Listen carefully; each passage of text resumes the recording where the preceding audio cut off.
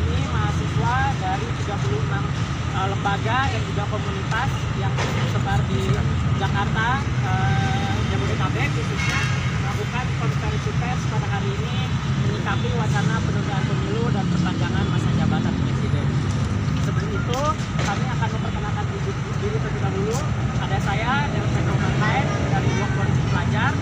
Kemudian ada kenalkan, nama saya Muhammad Yusuf dari Ketua BEM Profesma BEM Universitas Saifullah selaku koordinator wilayah BEMSI wilayah Jabodetabek Banten.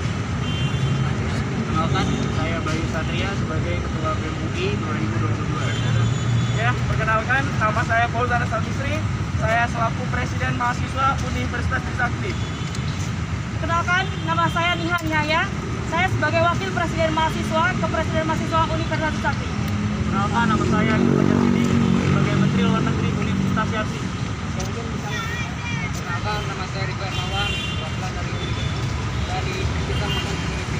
Jadi akan ada 5 juru bicara dalam konferensi pers hari ini. Ada saya dan Pedro Muhammad Yusuf selaku koordinator BEMSI BSDB, ada Ketua BEM UI, terus kemudian Presiden dan Wakil Presiden dari Trisakti, kemudian ada perwakilan dari pemerintah. Oke teman-teman, dalam konferensi pers ini mungkin bisa kita buka aja. Dalam konferensi pers hari ini kita memandang wacana penundaan pemilu atau perpanjangan masa jabatan ini sebagai upaya yang TSM, terstruktur, sistematis dan masif dilakukan dalam terkonsolidasinya agenda elit politik ekonomi melalui wacana undang-undang pengganti. Baik teman-teman, mungkin bisa dimulai. Mungkin dari saya terlebih dahulu dari Delvendo Mantain dari Blok Politik Pelajar.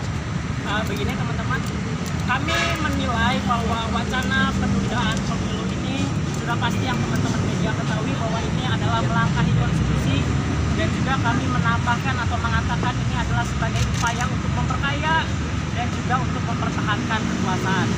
Kami dari 36 lembaga ataupun organisasi mahasiswa yang tersebar yang diwakilkan oleh 5 orang di hadapan teman-teman mengatakan bahwa sebenarnya atau analisis kami mengatakan hal ini bisa dilihat sejak 2019 ketika terpilihnya Presiden Joko Widodo sebagai presiden dalam periode kedua atau bahkan 2014. Kami menilainya ada upaya bagaimana melemahkan sistem pengawasan. Hal itu terlihat dari konflik atau intervensi presiden terhadap partai politik yang kita lihat dalam hal waktu itu adalah pertikaian konflik antara Partai Golkar, kubu Abu Rizal Bakri dan kubu satunya lagi. Kemudian beralih dari 2016 memasuki lembaga KPK yang secara pengawasannya dilemahkan melalui revisi Undang-Undang KPK. Nah, ketika lembaga pengawasannya sudah dilemahkan, maka yang terjadi adalah tinggal memuluskan rencana pembisnis dan juga kekuasaan melalui Undang-Undang Minerba dan Undang-Undang Cipta Kerja. Itulah analisis kami yang mengatakan mengapa upaya penundaan wacana penundaan pemilu ini adalah terstruktur, sistematis, dan masif.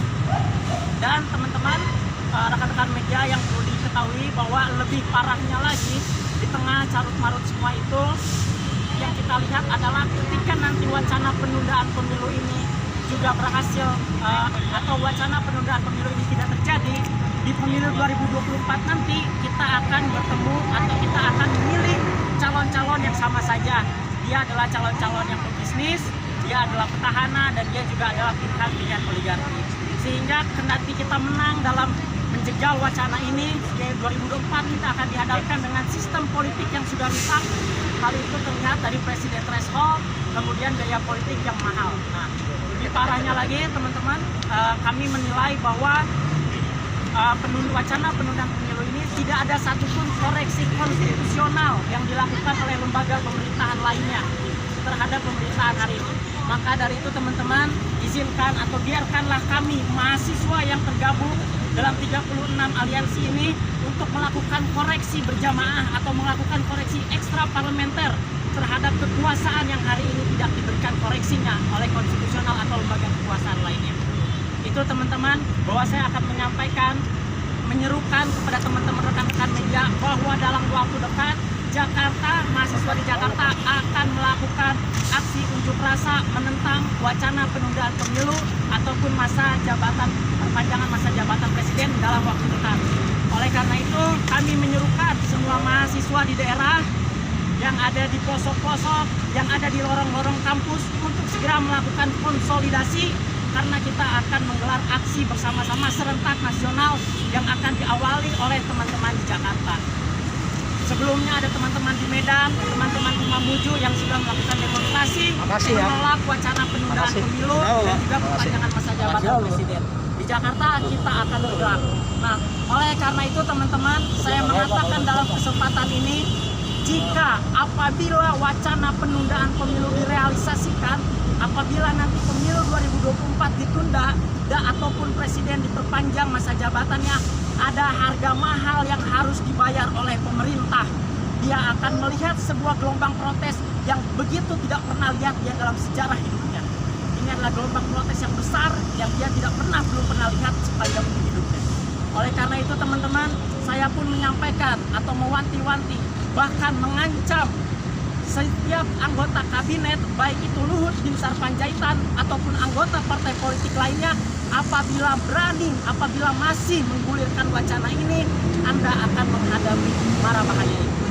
Saya menyampaikan kepada rekan-rekan media, juga teman-teman mahasiswa lainnya di setiap daerah untuk segera bersiap, karena akan ada suatu hal dalam waktu dekat ini di Jakarta. Untuk tanggal aksinya berapa nanti akan disampaikan lebih lanjut.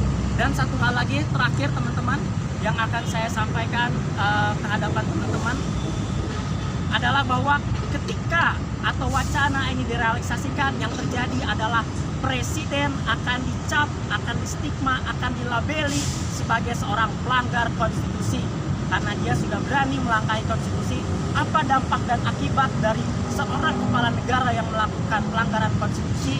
Tentu akan berakibat fatal dan itu akan menghilangkan legitimasinya, sehingga itu akan menciptakan suatu kekacauan atau ketidakseimbangan atau ketidakpatuhan hukum masyarakat di bawah.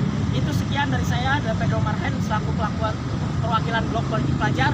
Nanti akan dilanjutkan oleh teman-teman lain. Boleh silakan.